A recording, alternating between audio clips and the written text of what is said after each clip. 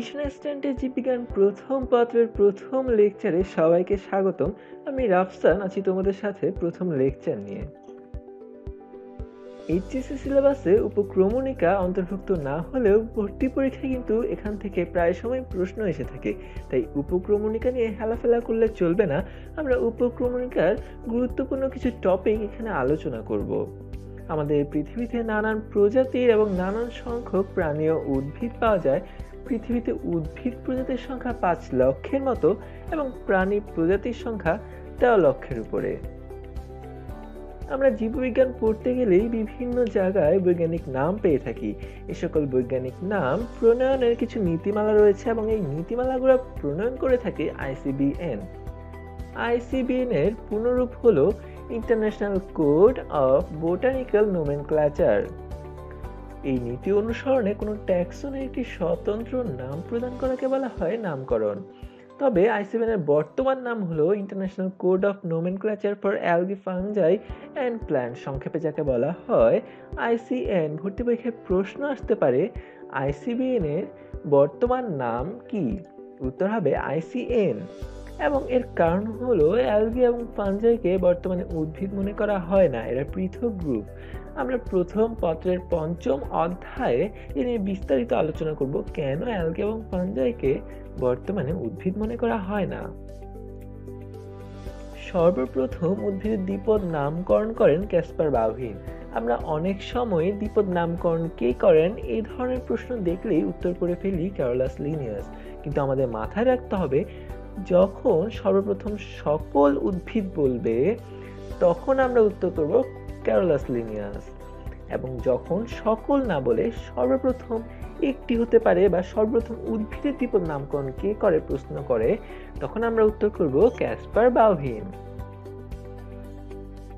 এবারে আমরা জেনে নিব শ্রেণীবিন্যাসের যে কোনো একককে ট্যাক্সন বলা হয়। ভর্তি পরীক্ষায় এভাবে প্রশ্ন আসতে পারে ট্যাক্সন কি, কিংবা শ্রেণীবিন্যাসের যে কোনো একককে কি বলা হয়।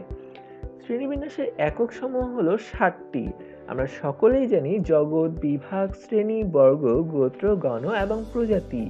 ইংরেজিতে যদি আমরা বলি kingdom, division, class, order, family, genus এবং স্পিসিস। এখানে উল্লেখ্য প্রজাতিকে বলা হয় সর্বনিম্ন একক। পরীক্ষায় প্রশ্ন আসতে পারে শ্রেণীবিন্যাসের সর্বনিম্ন একক কোনটি অথবা শ্রেণীবিন্যাসের সর্বোচ্চ একক কোনটি। সর্বোচ্চ একক হলো কিংডম। ডেন্টাল কলেজ এবং মেডিকেল কলেজ ভর্তি পরীক্ষায় এসেছিল উদ্ভিদের শ্রেণীবিন্যাসের সঠিক ধারা কোনটি। এই প্রশ্নটির মাধ্যমে আমরা বুঝতে পারি শুধুমাত্র 7টি একক মনে রাখলেই চলবে না, আমাদের সঠিক ধারা অনুযায়ী মনে রাখতে হবে। এবারে আমরা জেনে নিব কিছু অ্যাব্রিভিয়েশন। আইসিবিএন এর পূর্ণরূপ হলো international code of botanical nomenclature. ভর্তি পরীক্ষায় প্রশ্ন আসতে পারে আইসিবিএন এর পূর্ণরূপ কি। কনফিউজ করার জন্য অফের বদলে ফর দিয়ে দিতে পারে, কিংবা বোটানিক্যালের জায়গায় জুওলজিক্যাল কিংবা নোমেনক্লেচারের বদলে নোমেনকালচার অপশনে দিয়ে দিতে পারে। আমাদের মনে রাখতে হবে শব্দটি হবে নোমেনক্লেচার। আমরা এভাবে মনে রাখতে পারি আইসিবিএন এবং আইসিজেডএন এর মাঝে থাকবে অফ, এবং আইএপিটি এবং আইইউসিএন এর মাঝে রয়েছে ফর, যেন আমরা ভর্তি পরীক্ষায় সহজেই উত্তর করে আসতে পারি। এবারে আমরা কিছু পুস্তক সমূহের নাম এবং এদের রচয়িতা সম্পর্কে জেনে নিব। বাম পাশের কলামে রয়েছে পুস্তক সমূহের নাম এবং ডান পাশের কলামে এদের রচয়িতা। অরিজিন অফ স্পিসিস এর রচয়িতা ডারউইন, ক্যানন অফ মেডিসিনের রচয়িতা ইবনে সিনা, স্পিসিস প্ল্যান্টারামের রচয়িতা ক্যারোলাস লিনিয়াস এবং জেনেরা প্ল্যান্টারামের রচয়িতা বেনথাম ও Hooker. The history of plantarum এই গ্রন্থটির রচয়িতা থিওফ্রাস্টাস। এখানে উল্লেখ্য থিওফ্রাস্টাস হলেন উদ্ভিদবিদ্যার জনক, কিন্তু শুধুমাত্র উদ্ভিদবিদ্যার জনকের নাম জানলেই চলবে না, আমাদের জানতে হবে প্রাণীবিজ্ঞানের জনককে। কেননা ঢাবি, জাবি, বাকৃবি, চবিতে প্রশ্ন এসেছিল প্রাণীবিজ্ঞানের জনক কে। উত্তর হবে অ্যারিস্টটল। এখানে আরো একটি জিনিস আমাদের মনে রাখতে হবে, দি হিস্টোরি অফ প্ল্যান্টারাম অনেক গুরুত্বপূর্ণ, কেননা জাবি এবং রাবিতে প্রায়ই এই কোশ্চেনটি দিয়ে থাকে। এর পরবর্তীতে আমরা জেনে নিব সিস্টেম অ্যান্ড নেচার গ্রন্থটির রচয়িতা লিনিয়াস, এবং তিনি এখানে 5টি এককের বিবরণ দেয়। ভর্তি পরীক্ষায় এইভাবে প্রশ্নটি আসতে পারে 5টি এককের বিবরণ দেয়া হয় ক্রোন গ্রন্থে, কিংবা 5টি এককের বিবরণ কে দেয়? উত্তর হবে লিনিয়াস। উদ্ভিদ জগৎকে বিভিন্ন সময়ে বিভিন্ন উদ্ভিদবিদ বিভিন্নভাবে শ্রেণীবিন্যস্ত করেছেন। এই শ্রেণীবিন্যাসকে প্রধানত 3 ভাগে ভাগ করা যায়: কৃত্রিম বা আর্টিফিশিয়াল ক্লাসিফিকেশন, প্রাকৃতিক বা ন্যাচারাল ক্লাসিফিকেশন, জাতিজনী বা ফাইলোজেনেটিক ক্লাসিফিকেশন। আমরা এখানে মনে রাখবো কৃত্রিম বা আর্টিফিশিয়াল ক্লাসিফিকেশনের জন্য থিওফ্রাস্টাস এবং লিনিয়াস, এবং প্রাকৃতিকের জন্য যেটি বিশেষভাবে গুরুত্বপূর্ণ তা হলো বেনথাম হুকার, এবং জাতিজনীর জন্য আমরা মনে রাখবো হাচিনসন। থিওফ্রাস্টাসের কৃত্রিম শ্রেণীবিভাগ আমরা জেনে নিব: হার্ব বা বিরুৎ, আন্ডারসার্ব বা উপগুল্ম, সার্ব বা গুল্ম, ট্রি বা বৃক্ষ। এখানে হার্ব বা বিরুৎকে আবার 3 ভাগে বিভক্ত করা হয়েছে: বর্ষজীবী, দ্বিবর্ষজীবী এবং বহুবর্ষজীবী। আমরা এখানে উদাহরণগুলো মনে রাখবো, কারণ ভর্তি পরীক্ষায় উদাহরণগুলো থেকে প্রশ্ন এসে থাকে। বর্ষজীবী হলো সরিষা ও ছোলা, দ্বিবর্ষজীবী মূলা ও ফুলকপি, বহুবর্ষজীবী আদা ও হলুদ। আন্ডারসার বা উপগুল্মর জন্য আমরা মনে রাখবো কালকাসুন্দা, মটকিলা এবং আশাউরা। নামগুলো একটু আনকমন হওয়ার কারণে ভর্তি পরীক্ষায় এখান থেকেই প্রশ্ন এসে থাকে। সার্ব বা গুল্ম লেবু ও জবা। ট্রি বা বৃক্ষের ক্ষেত্রে আমরা মনে রাখবো আম ও জাম। এবারে আমরা মনে রাখবো দিন নিরপেক্ষ উদ্ভিদগুলো, কিন্তু এই দিন নিরপেক্ষ উদ্ভিদগুলো মনে রাখতে আমরা একটি ট্রিক্স ব্যবহার করতে পারি। SSSTTK, অর্থাৎ সন্ধ্যা মালতী, সূর্যমুখী, শশা, তুলা, টমেটো, কার্পাস, এগুলো হলো দিন নিরপেক্ষ উদ্ভিদ। ভর্তি পরীক্ষায় যদি প্রশ্ন আসে নিম্নের কোনটি দিন নিরপেক্ষ উদ্ভিদ, তখন এগুলোর মধ্যে যেটি থাকবে আমরা সেটি উত্তর করব। এরপরে চলে আসি বিভিন্ন ধরনের চাষ বা বিদ্যা। শামুক বা ঝিনুক চাষকে বলা হয় হেলিকালচার, রেশম চাষকে বলা হয় সেরিকালচার, মৌমাছি চাষকে বলা হয় এপিকালচার এবং মৎস্য চাষকে বলা হয় পিসিকালচার।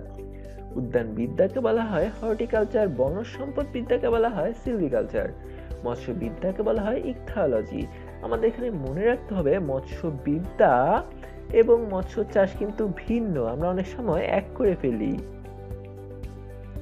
এবং শুধুমাত্র তাই না, মৎস্য চাষের জন্য ব্যবহৃত বৈজ্ঞানিক শব্দ কোনটি? এই প্রশ্নটি জাবি, রাবি, ঢাবি, বাকৃবিতে এসেছিল, এবং কনফিউজ করার জন্য প্রথম অপশনে দিয়েছিল অ্যাকুয়াকালচার, অর্থাৎ আমাদের বাসায় অনেকেরই অ্যাকুরিয়াম থাকে, তাই আমরা মৎস্য মানে অ্যাকুরিয়াম ভেবে ফেলতে পারি, কিন্তু আসলে মৎস্য সম্পর্কিত চাষকে বলা হয় পিসিকালচার।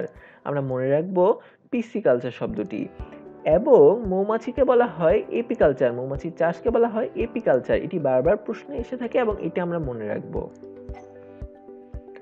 উদ্ভিদ বিজ্ঞানে বিভিন্ন বিজ্ঞানীদের অবদান রয়েছে, সেগুলো আমরা ভালোভাবে পড়ে নিব।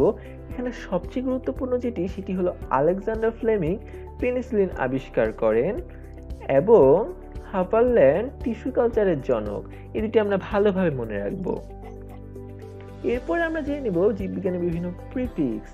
প্রিফিক্স অর্থ হলো কোনো শব্দের পূর্বে বসে সেই অর্থটি আমাদের সামনে পরিষ্কার করে তোলে। কোনো শব্দের শুরুতে যদি প্র থাকে তখন আমরা বুঝে নিব আদি বা সনাতন প্রকৃতির।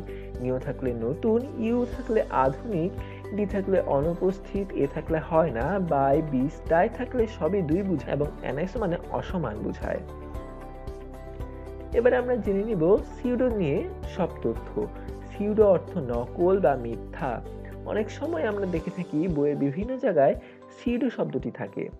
সিউডো নিউক্লিয়াস অর্থ হলো নিউক্লিয়াসটি মিথ্যা, অর্থাৎ আসল নয়। আমরা সকলেই জানি ব্যাকটেরিয়া কিন্তু আসল নিউক্লিয়াস থাকে না, বা নিউক্লিয়াস বিহীন ব্যাকটেরিয়া, তাই সিউডো নিউক্লিয়াস পাওয়া যায় ব্যাকটেরিয়ায়। সিউডোপোডিয়াম পাওয়া যায় অ্যামিবায়, সিউডোভ্যাকুয়াল পাওয়া যায় BGA, অর্থাৎ ব্লু গ্রিন অ্যালগি বা নীলাভ সবুজ শৈবাল, সায়ানোব্যাকটেরিয়া, মিক্সোব্যাকটেরিয়ায়। সিউডোসিলম পাওয়া যায় নেমাটোডায়, এটা আমরা জিওলজি বইয়ের প্রথম অধ্যায়ে জেনে নিব। সিউডোমাইসিলিয়াম পাওয়া যায় ইস্টে, এবং এখানে ইস্ট সম্পর্কে আমরা আরেকটা তথ্য জেনে নিব। ইস্টে জামাই পাওয়া যায়, অর্থাৎ ইস্টে থাকে হচ্ছে জাইমেজ, মল্টেজ এবং ইনভার্টেজ। আমরা মনে রাখার সুবিধার্থে জামাই শব্দটি ব্যবহার করতে পারি। ভর্তি পরীক্ষায় প্রশ্ন আসতে পারে ইস্টে কোনটি পাওয়া যায় না, অর্থাৎ এই তিনটির বাইরে যেটি থাকবে সেটি আমরা উত্তর করব। এতক্ষণ আমাদের সাথে থাকার জন্য অসংখ্য ধন্যবাদ এবং ঘরে বসেই ভর্তি পরীক্ষার পূর্ণাঙ্গ প্রস্তুতি নিতে ভিজিট করতে পারো www.admissionassistant.com.bd